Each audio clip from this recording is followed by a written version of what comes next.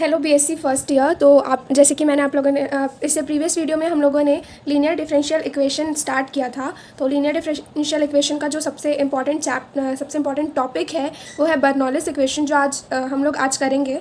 तो Bernoulli's equation का जो फॉर्म होता है वो होता है dy by d x plus p y is equals to q y to the power n। तो ये बर्नौलिस इक्वेशन का फॉर्म है। बर्नौलिस इक्वेशन क्या है? A well-known non-linear equation that readily transforms into a linear equation is Bernoullis equation।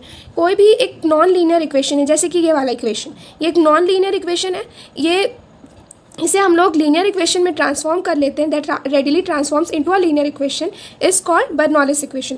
Like अगर ये n की value हम लोग 0 ले लिए तो ये लीनियर इक्वेशन नहीं होगा, और अगर हम n की वैल्यू 1 ले लेंगे तो ये ईजिली वेरिएबल इसके जो वेरिएबल सेपरेशन वाला जो हम लोगों ने प्रीवियस वीडियो में पढ़ा था वो वेरिएबल सेपरेशन वाले से ये सॉल्व हो जाएगा। तो इसलिए इस वाले फॉर्म में क्या होता है, जो n क्या है, कांस्टेंट है जिसकी वैल्यू अदर देन 0 और 1 होती है, और जो p एंड q है आर द कांस्टेंट्स और the functions of x only, जो सिर्फ x के फंक्शन है। जैसे कि ये वाले क्वेश्चन में देखिए हम लोगों ने dy by d x plus p y is equals to q और y टू द पावर 0 लिया था यहाँ पे। तो y टू द पावर 0 की वैल्यू होती है 1। तो ये एक लीनियर इक्वेशन हो गया। तो लीनियर इक्वेशन है तो ये तो डायरेक्टली हमारा लीनियर डिफरेंशियल इक्वेशन वाला जो फॉर्म था उससे सॉल्व हो जाएगा। और जैसे कि अगर हम लोग n की पावर 1 लेते हैं तो y टू द पावर 1 होगा। तो इसको हम लोग सॉल्व करेंगे तो ये वेरिएबल सेपरेबल मेथड से भी सॉल्व हो जाएगा। तो हमें बर्नौलिस इक्वेशन का जो मेथड है वो फॉलो करने की ज़रूरत नहीं पड़ेगी। इसलिए इस फॉर्म में जो n की वैल्यू है वो अदर देन 0 और 1 होगा, तो हमें बर्नौलिस इक्वेशन का जो मेथड है सॉल्व करने का तब हम उसे अप्लाई कर सकते हैं। तो अब हम इसके क्वेश्चंस देख लेते हैं कि कैसे सॉल्व करना है। तो जैसा कि ये वाला क्वेश्चन है dy by d x plus y by x is equals to y square. तो हम लोग क्या रहता है लीनियर डिफरेंशियल में होने का, dy बाई डी एक्स का जो कोएफिशिएंट है वो 1 होना चाहिए। फिर यहाँ पे p की वैल्यू क्या लेते हैं, जो y का कोएफिशिएंट रहता है उसको p की वैल्यू लेते हैं, और यहाँ पर का जो भी वैल्यू रहता है उसको q की वैल्यू ले लेते हैं। बट हमने बर्नौलिस इक्वेशन में ही पढ़ा है कि p और q एक x का फंक्शन होना चाहिए या फिर कॉन्स्टेंट होना चाहिए। तो अब ये तो नहीं सेटिस्फाई नहीं कर रहा है, तो यहाँ पे इसको हटाने के लिए क्या करेंगे, पूरे इक्वेशन को वाई स्क्वायर से डिवाइड कर देंगे। तो वाई स्क्वायर से डिवाइड कर देने के बाद क्या आएगा, 1 by y square d y by d x plus ये एक वाई कैंसिल हो जाने के बाद आएगा 1 upon x y is equals to 1। तो ये अब हमारा जो क्यू है वो कांस्टेंट आ गया। तो अब हमारा ये लीनियर डिफरेंशियल इक्वेशन में सॉल्व कर सकते हैं। बट जैसा कि यहाँ पे d y by d x है उसकी कोएफिशिएंट 1 बाय वाई स्क्वायर होनी चाहिए। तो इसको करने के लिए क्या करते हैं, यहाँ पे जो 1 बाय वाई होता है, जो यहाँ पे जो भी वाई का टर्म आता है p वाले प्लेस में, तो उसको हम लोग क्या ले लेते हैं, उसको एज्यूम कर लेते हैं v एज्यूम कर लेने के बाद क्या करेंगे, दोनों साइड को डिफरेंशिएट कर देंगे विथ रिस्पेक्ट टू x। तो हमारा क्या आएगा, -1 by square dy by d x is equals to dv by d x. तो अब कुछ नहीं करना है, सिंपली यहाँ पास जो dy बाई डी एक्स है उसे यहाँ से dy बाई डी एक्स का वैल्यू निकाल के उस जो वैल्यू आएगा उसको वहाँ पे पुट कर देना है। तो यही हम लोगों ने किया है। तो हम लोगों ने ऐसे dy बाई डी एक्स की वैल्यू निकाली, वो क्या आई, वाई स्क्वायर को उधर लेके चलेगा तो dv बाई डी एक्स। तो ये dy बाई डी एक्स की वैल्यू को वाले इक्वेशन पे पुट कर देने के बाद क्या आएगा, 1 by y square minus y square dv by d x, जो dy बाई डी एक्स की वैल्यू थी, प्लस ये 1 बाय वाई को हम लोगों ने v लिया था तो v by x is equals to 1। तो इसको थोड़ा सा सॉल्व कर देने के बाद क्या है हमारा, minus dv by d x plus v by x is equals to 1। तो अब हम लोग बोलते हैं ना कि ये dv बाई डी एक्स का जो कोएफिशिएंट है वो 1 होना चाहिए। तो यहाँ पे -1 है, तो इस थ्रू आउट इक्वेशन को माइनस से मल्टीप्लाई कर दिए तो dv by d x minus v by x is equals to -1। तो जो हमारा अब ये बर्नौलिस इक्वेशन अब ये लीनियर डिफरेंशियल से हम इसको सॉल्व कर सकते हैं। जो हमारा नॉन लीनियर इक्वेशन था उसको हम लोगों ने लीनियर इक्वेशन में अब कन्वर्ट कर दिया है। तो अब सिंपली यहाँ पर इसका जो वैल्यू होगा, जो v का कोएफिशिएंट होगा वो p होगा, और यहाँ पर इसका जो पूरा वैल्यू रहता है इसको हम लोग q की वैल्यू ले लेते हैं। तो हमारा p का वैल्यू आया -1 बाय एक्स और q की वैल्यू आई -1। तो अब हम लोग जैसे लीनियर डिफरेंशियल इक्वेशन में सॉल्व करते हैं सेम उसी मैथड से आगे सॉल्व करना है। देखिए हमारी p की वैल्यू -1 बाय एक्स, q की वैल्यू -1, तो इससे इंटीग्रेटिंग फैक्टर निकाले हैं e to the power integration of p d x, e to the power p क्या है हमारा 1 by x -1 by x d x. तो को सॉल्व करने पे आया, इसका इंटीग्रेशन होगा माइनस लॉग एक्स, माइनस को हम लोग पावर में लेके चले जाएंगे तो ई एंड लॉग कैंसिल होकर हमें मिलेगा एक्स इनवर्स मीन्स 1/x। तो ये हमारा इंटीग्रेटिंग फैक्टर का वैल्यू हो गया। फिर हम लोग जो सॉल्यूशन निकालते थे वो v into integrating factor is equals to integration of integrating factor into Q dx plus C होता था हमारा फॉर्मूला। तो v की वैल्यू हम लोगों ने 1/y एज्यूम की थी, हमारा इंटीग्रेटिंग फैक्टर है 1/x। तो अब इंटीग्रेशन ऑफ 1/x और हमारा जो q का वैल्यू था वो -1 dx प्लस सी, तो -1/x dx का इंटीग्रेशन क्या होगा माइनस लॉग x, और इधर LHS वही 1/xy plus integration plus C. तो ये हमारा रिक्वायर्ड सोल्यूशन, तो ये हमारा आंसर हुआ। dy/dx is equals to e to the power x minus y, bracket में e to the power x minus e to the power y। तो जैसे कि ये क्वेश्चन हमारा लीनियर फॉर्म में नहीं दिया है, इससे हम लोग को कन्वर्ट करना है, तो हम लोग क्या करेंगे, both the sides e to the power y से डिवाइड कर देंगे, मल्टीप्लाई कर देंगे। तो मल्टीप्लाई करने के बाद ये कुछ इस तरह से आएगा, e to the power y dy/dx is equals to e to the power x minus y and e to the power y। तो ये क्या होगा, x minus y plus y मिलके यहाँ पे हमारा e to the power x आ जाएगा, और ये हमारा वैसे का वैसा ही रहा, e to the power x minus e to the power y। So ये वाला भी e to the power x आ गया। फिर हमने इसे अंदर मल्टीप्लाई किया, तो मल्टीप्लाई करने पे क्या आएगा, e to the power x into e to the power x e to the power 2x minus e to the power y into e to the power x, जैसे कि यहाँ पे। फिर इसे मल्टीप्लाई कर लेने के बाद हमने सिंपली ये जो एक्स वाई वाला जो टर्म था इसे हम लोगों ने इधर लेके आ गए और इधर e to the power 2x ही रहने दिए, क्योंकि जो हमारा अब हमारा जो q वाला जो है टर्म, जैसे कि हम लोगों ने पढ़ा था कि q का जो वो या तो कांस्टेंट होना चाहिए या फिर x के टर्म्स में होने चाहिए, फंक्शंस ऑफ x होने चाहिए, तो हमारा q बन गया। अब यहाँ पे क्या करेंगे, हमेशा जो हम y वाली टर्म रहती है, जो भी हमारी वैल्यू y वाली जो, उसको हम क्या ले लेते हैं, v एज्यूम कर लेते हैं। तो यहाँ पे भी हमने वही किया, e to the power y is equals to v। So हम सिंपली से डिफरेंशिएट कर लेंगे। So e to the power y का differentiation e to the power y ही होता है, y का हो गया dy/dx is equals to dv/dx। तो हम अब यहाँ पे dy/dx की वैल्यू को पुट कर देंगे। तो ये जो हमारा e to the power y dy/dx था, ये उसकी वैल्यू क्या है, dv/dx। तो इसको हम डायरेक्टली इस वाले इक्वेशन पे पुट कर देंगे, e to the power x वैसे ही रहा, e to the power y की वैल्यू हम लोगों ने v एज्यूम की थी, तो यहाँ पे हम लोगों ने v लिख दिया, is equals to e to the power 2x। अब हम इंटीग्रेटिंग फैक्टर निकालेंगे। इंटीग्रेटिंग फैक्टर क्या था हमारा, e integration of p dx। तो हमारा इस क्वेश्चन में p क्या है, ये हमारा p है और ये वाली वैल्यू हमारी q की है।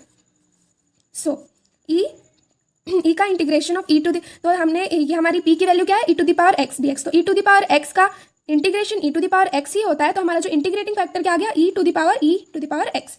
अब हमारा जो सॉल्यूशन हम निकालते हैं, v into integrating factor is equals to integration of integrating factor into Q dx plus C. So v हमारा वही रहा, इंटीग्रेटिंग फैक्टर की वैल्यू हमने रख दी equals to integrating factor into हमारी जो q की वैल्यू थी e to the power 2x, इसको हम लोगों ने पुट कर दिया। एंड अब देखिए ये जो e to the power 2x है उसको हम e to the power x ऐसा लिख सकते हैं ना, इन दोनों को ही हम लोगों ने सॉल्व करके e to the power 2x लिखा था। सो अब क्या किए, e to the power x को t एज्यूम करते हैं। अब इसका हम डिफरेंशिएशन करेंगे तो क्या आएगा, e to the power x dx is equals to dt। So हमने सिंपली ये वाला जो e to the power x dx था, यहाँ पे हम लोगों ने dt पुट कर दिया। ये जो हमारे पास एक e to the power x बचा था, इसको हम लोगों ने t एज्यूम किया था, तो यहाँ पे t लिख दिया। एंड यहाँ पे भी जो एक e to the power x है उसको भी हम लोगों ने t लिख दिया। अब इसे इंटीग्रेट करना है, तो ये वाला इंटीग्रेशन कैसे होता है, इसको हम लोग आइलेट के फॉर्म पे करते हैं। तो जो हमारा हमारा जो यहाँ पे फर्स्ट फंक्शन हम किसको लेंगे, t को लेंगे, और हमारा जो सेकंड फंक्शन होगा वो e to the power t को लेंगे। आई होप आप सबको आइलेट रूल पता है। तो अब हमारा आएगा v e to the power x is equals to t integration of e t dt minus integration of differentiation of t integration of e t dt whole का integration plus c। तो ये हमारा t e t का integration e t ही होता है, minus ये t का डिफरेंशिएशन 1 हुआ और e t का इंटीग्रेशन e t हुआ, तो फिर यहाँ पे हमारे पास e t आ गया प्लस c। तो e t का फिर से इंटीग्रेशन करेंगे तो हमें e t ही मिलेगा, और LHS तो हमारा वही है v e to the power x। फिर हमारा आया जो हम लोगों ने t की वैल्यू हम लोगों ने क्या एज्यूम की थी, पुट की थी e to the power x। तो हम लोग t की वैल्यू रख देते हैं e to the power x e to the power x minus e to the power x plus c।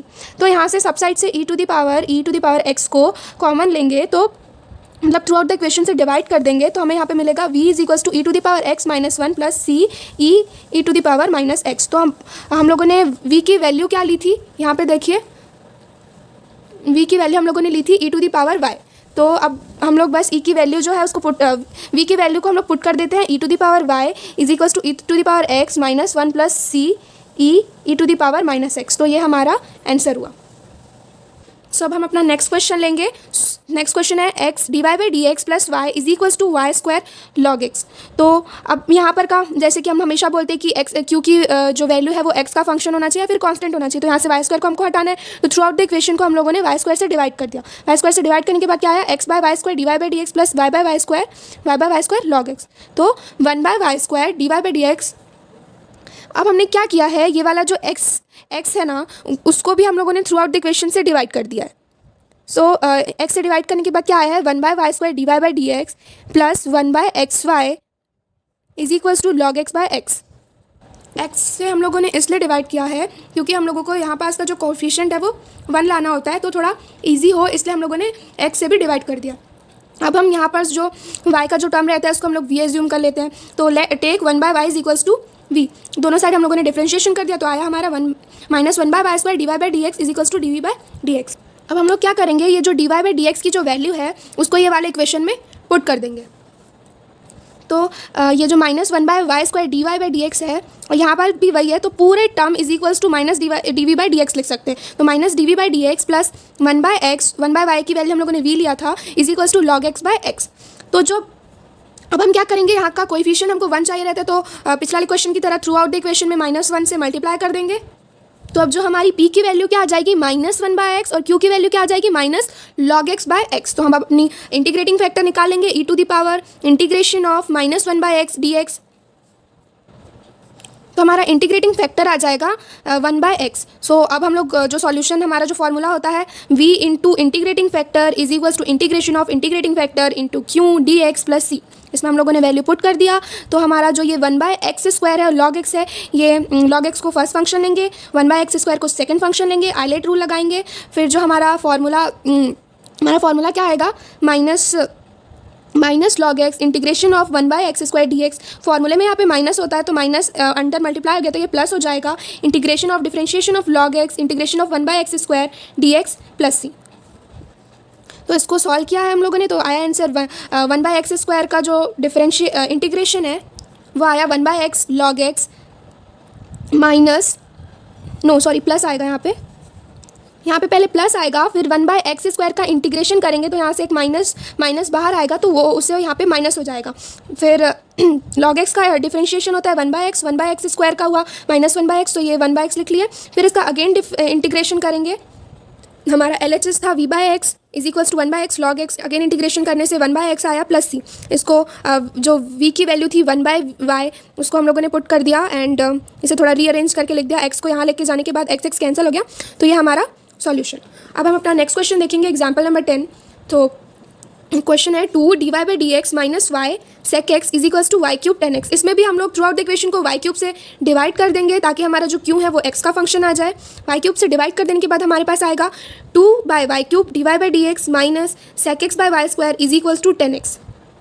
अब हम लोग जैसे कि हमेशा 1 बाय इधर का जो y का टर्म होता है उसको हम लोग v ले लेते हैं, तो हम लोगों ने वही किया 1 by y square is equals to v। तो हमारा इन दोनों साइड को डिफरेंशिएशन करने के बाद आया है -2 by y cube d y by d x is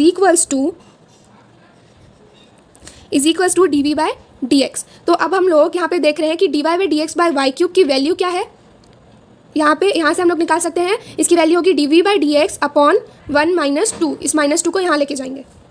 हम लोगों ने d y by d x की वैल्यू पुट कर दी, तो यहाँ पे आया minus d v by d x 1/2 आएगा ना यहाँ पे, minus v sec x is equals to 10x। यहाँ पे 1/2 आएगा और जो इक्वेशन में ही यहाँ पे 2 था तो दोनों कैंसिल हो जाके -1 ही रहेगा। तो फिर हम थ्रू आउट द इक्वेशन में माइनस से मल्टीप्लाई कर देंगे तो आएगा d v by d x plus v sec x is equals to -10x। तो ये हमारा p का वैल्यू हो गया, ये हमारा q का वैल्यू हो गया। तो इंटीग्रेटिंग फैक्टर क्या हुआ हमारा, e to the power integration of sec x d x. Integration of sec x क्या होता है, लॉग सेक एक्स 10x। तो e और लॉग कैंसिल हो जाने के बाद हमें इंटीग्रेटिंग फैक्टर की वैल्यू क्या मिलेगी, सेक एक्स प्लस 10x। तो अब हम लोग सॉल्यूशन में जो हमारा फॉर्मूला इसमें पुट कर देते हैं, v into integrating factor is equals to integration of integrating factor into Q D x plus C. So हमारा जो इंटीग्रेटिंग फैक्टर का वैल्यू क्या है, सेक एक्स प्लस 10x। हमारा q का वैल्यू है -10x, तो माइनस हम लोगों ने बाहर रख लिया है 10x। तो इसको हम लोग अंदर मल्टीप्लाई कर देंगे, तो जो क्या आएगा हमारा sec x tan x dx minus ten square x. तो sec x tan x का क्या होता है, इंटीग्रेशन होता है sec x, तो यहाँ पे माइनस आया। फिर यहाँ पे टेन स्क्वायर एक्स का डायरेक्ट हम लोग इंटीग्रेशन नहीं निकाल सकते हैं, इसलिए टेन स्क्वायर एक्स को हम लोगों ने sec square x minus one इसमें स्प्लिट कर दिया, ये फॉर्मूला होता है।